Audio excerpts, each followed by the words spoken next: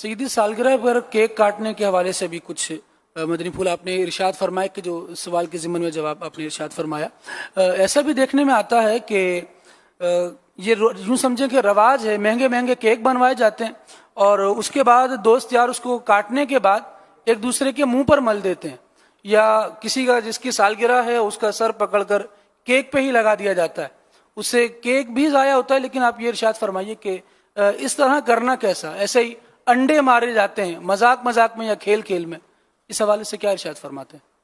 اچھا، وہ تو شادی کا پوچھا تھا، شادی یا سالگرہ کا وہ بھی تھا۔ کیک تو سالگرہ میں رواج ہے، سر سب نہیں کاٹتے کیک، ہمارے یہاں بھی سالگرہ بچوں کی کرتے ہیں ہم لوگ، کیک نہیں کاٹتے، ہم مل جل کر کھانا کھاتے ہیں، ایصال ثواب بعض اوقات کوئی ترکیب ہو جاتی ہے اس طرح۔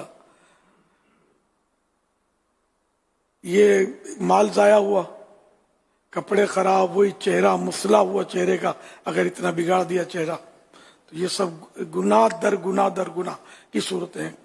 اور پکڑ کے اس کو پتہ نہیں تھا کہ سالگرہ اس طرح کروں گا میں تو میرا حال یہ ہوگا، اس کو کرنا نہیں چاہیے اس طرح۔